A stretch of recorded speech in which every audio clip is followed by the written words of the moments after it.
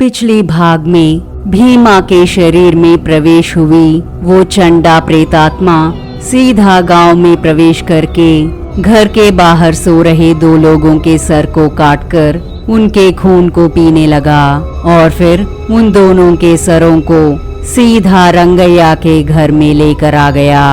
ये देखकर रंगैया डर गया। अरे बाप रे, ये क्या है तांत्रिक जी? इसने तो दो लोगों के सर को मेरे घर लेके आ गया। किसी ने देख लिया तो मुझे बहुत बड़ी समस्या हो सकती है। इस तरह रंगैया ने डरते हुए कहा। ये सुनकर तांत्रिक ने बोला, इतनी जल्दी डर गए? आज के बाद हर रोज इस गांव में मौतें होंगी और हर किसी का मौत इस भीमा के हाथों में ही होगा। ये अब साधारण भीमा नहीं है, मेरे अधीन में रहने वाला चंडा भीमा है। आज से हर रोज नरघोष सुनाई देगी। लेकिन वो निंदा तुम पर नहीं गिरेगा। इस चंडा के लाए हुए दोनों सरों को तुम भीमा के घर के पास रख के आ जाओ। इस तरह उस तांत्रिक ने रंगैया से कहा। इन बातों को सुनकर रंगैया ने कहा, अरे बाप रे, ये क्या है स्वामी? मरे हुए लोगों के सरों को मुझे लेके जाने के लिए कह रहे हैं। किसी ने देख लिया तो वो मुझे मार ही डालेंगे। ये सुनकर तांत्रिक ने कहा, तुम्हें फिक्र करने की कोई जरूरत नहीं है। मैं भीमा का रूप तुम्हें देता हूँ। तुम भीमा के रूप में गांव में जाकर हर कोई तुम्हें ही देखते समय इन दोनों सरों को भीमा के घर में रख के आ जाओ। तब गांव वाले सभी सोचेंगे कि भीमा ही पिशाच बनकर सबको मार रहा है और फिर वही लोग भीमा को मार डालेंगे और उसके बाद तुम उस निधि को चोरी करके भीमा के ऊपर चोरी की निंदा डाल सकते हो। ये सुनकर रंगैया थोड़ा खुश हुआ, लेकिन डर भी रहा था। फिर भी उसने तांत्रिक की बात को मान लिया और फिर तांत्रिक ने रंगैया को अपनी मंत्र शक्ति से भीमा के रूप में बदल दिया। ये देखकर रंगैया बोला, अरे मैं तो हूबहू भीमा के जैसे ही दिख रहा हूँ। ठीक है स्वामी, मैं इन सरों को भीमा के घर में रख के आता हूँ। ऐसा कहकर रंगैया उन दोनों सरों को हाथ में पकड़कर सभी गांव वालों की नजर में पड़ते हुए वो गांव में चला जा रहा था। तब गांव वालों ने सोचा, ये क्या, भीमा इस तरह लोगों के सरों को पकड़ के जा रहा है? कहीं ये पागल तो नहीं हो गया ना? और ये दोनों सर किसके हैं? इस तरह वो सभी सोच रहे थे, लेकिन भीमा उनकी बातों की परवाह किए बगैर वहां से चला जा रहा था और गांव वाले अपने शक को दूर करने के लिए गांव के बीच आ पहुंचे और वहां दो लोगों की सरकटी लाशें थी। ये देख गांव वाले इस तरह बातें करने लगे, अरे बाप रे, लगता है इस भीमा ने इन दोनों को मार डाला है और बाद में हमें भी मार सकता है। जल्दी से जाकर मुखिया जी को बताते हैं। ऐसा कहकर वो सभी मुखिया जी के पास आते हैं और वहां जाकर सभी लोगों ने मिलकर मुखिया जी से कहा, मुखिया जी, हमारे गांव में बहुत बड़ा अन्याय हो रहा है। गांव के परिसर में रहने वाला वो भीमा शायद पागल हो गया है। वो दो लोगों को मारकर उनके सरों को पकड़कर गांव में घूम रहा था और तो और हमारे उसे पुकारने के बावजूद भी वो हमारी परवाह किए बगैर सीधा अपने घर चला गया। मुखिया जी, हमें तो बहुत डर लग रहा है। इस तरह जब गांव वालों ने मुखिया जी से कहा तो मुखिया जी ने कहा, अरे कैसी बातें कर रहे हो तुम लोग? भीमा तो बहुत ही भोला इंसान है। तुम लोग उसके बारे में ऐसी बातें क्यों कर रहे हो? लेकिन मैं तुम लोगों की बातों को भी नजरअंदाज नहीं कर सकता। इसलिए आप में से कुछ लोग भीमा के घर जाकर वहां पर उन दोनों लाशों के सर हैं कि नहीं ये देख कर आइए। और फिर मुखिया जी के कहे अनुसार ही गांव के कुछ लोग भीमा के घर जाने के लिए तैयार हो गए और यहाँ ये तांत्रिक रंगैया से इस तरह कहने लगा, हमारी योजना तो सफल हो गई है अर्भक मानव। अब तुम जाकर जो करना चाहते हो वो तुम करो। उस धन को लेकर आ जाओ और निंदा भीमा पर पड़ जाएगा।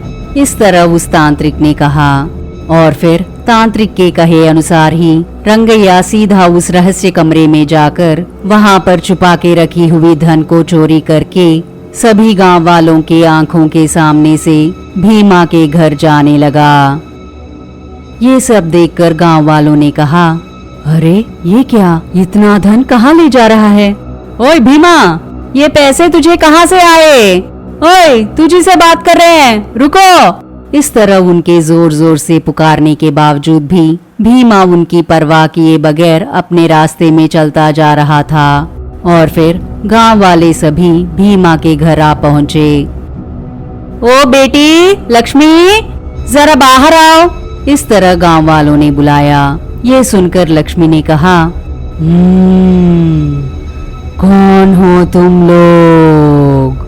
कौन चाहिए? तुम लोगों के सरों को पका के खा जाऊं? इस तरह भीमा की बेटी जोर से हंस रही थी। ये सुनकर गांव वाले सभी, अरे बाप रे, लगता है ये भी भूतनी बन गई है। शायद ये दोनों मिलकर इस गांव का सर्वनाश करना चाहते हैं। ओ लक्ष्मी, एक बार बाहर आओ बेटा। उनके ऐसे कहते ही एक भयानक सी भूतनी उनके सामने प्रकट होकर उन लोगों में से एक के शरीर को बाकी सबके सामने 2 भागों में चीर दिया और उसका खून पीकर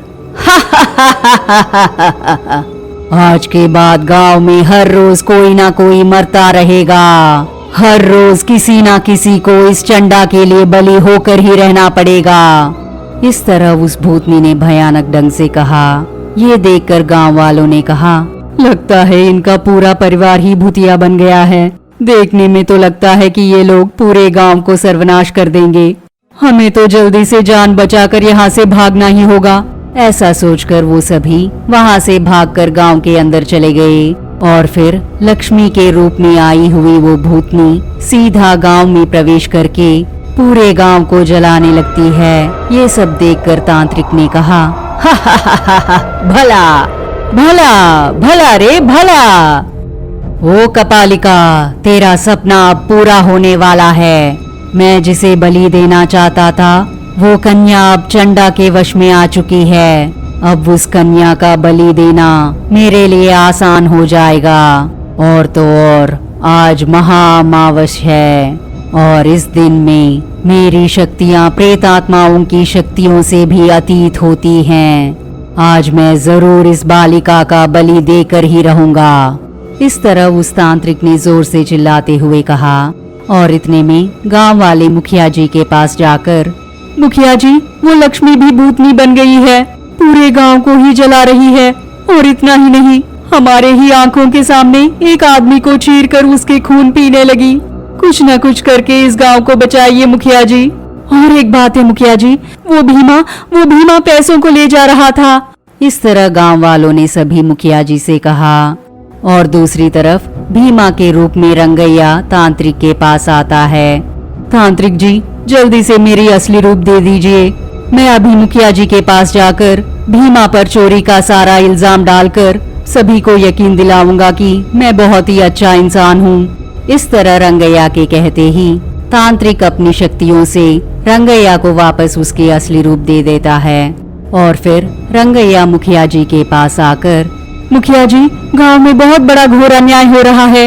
इस भीमा ने बहुत से लोगों को मार दिया है। और इतना ही नहीं, सभी के आंखों के सामने से हमने जो धन छुपा कर रखा था उसे लेकर चला गया है। इस तरह उस कपटी रंगैया ने मुखिया जी से कहा। इन बातों को सुनकर मुखिया जी ने कहा, अरे बड़ी अजीब बात है, इतना भोला दिखने वाला भीमा कैसे इस तरह बदल गया। खैर जो भी हो, अगर कोई भी इंसान गांव के लिए खतरा बन जाए तो उन्हें खत्म करना ही होगा। ठीक है, मैं अभी जाकर एक शक्तिशाली तांत्रिक को लेकर आता हूँ और फिर उनसे इन भूतों को भगाएंगे। इस तरह मुखिया जी ने कहा। मुखिया जी के ऐसे कहने के अगले ही दिन वो एक तांत्रिक के पास गए और वहाँ उस तांत्रिक ने मुखिया जी को देखते ही, तुम्हारे गांव में एक भयंकर तांत्रिक घुसा है और वो तांत्रिक तुम्हारे गांव को सर्वनाश कर रहा है ना। और वो तांत्रिक कोई और नहीं है, मेरा अपना शिष्य है, लेकिन उसकी सोच बहुत ही भयानक है। और जब मैं ध्यान में था तब उसने मेरी मंत्र शक्तियों को चोरी करके मेरे रूप में तुम्हारे गांव में प्रवेश किया है वो तुम लोगों के गांव के अंदर मेरे रूप में प्रवेश करके गलत कामों के लिए मेरी शक्तियों का प्रयोग कर रहा है। वो बहुत ही खतरनाक है। उसे खत्म करने के लिए हमें एक पूरा दिन भयंकर प्रेतात्मा की पूजा करनी होगी और इसके लिए मुझे 3 लाशें चाहिए। तुम इनका इंतजाम करोगे तो मैं तुम्हारे गांव में प्रवेश करके उस भयंकर तांत्रिक को मैं सर्वनाश कर सकता हूँ। इस तरह तांत्रिक ने मुखिया जी से कहा। ये सुनकर मुखिया जी ने कहा, तांत्रिक जी, आप सच में बहुत शक्तिशाली हैं। मेरे कुछ कहने से पहले ही आपने हमारे गांव में होने वाली सभी चीजों के बारे में बता दी, इसलिए मैं आपके कहे अनुसार सारे इंतजाम करके रखूंगा। इस तरह मुखिया जी ने तांत्रिक से कहा।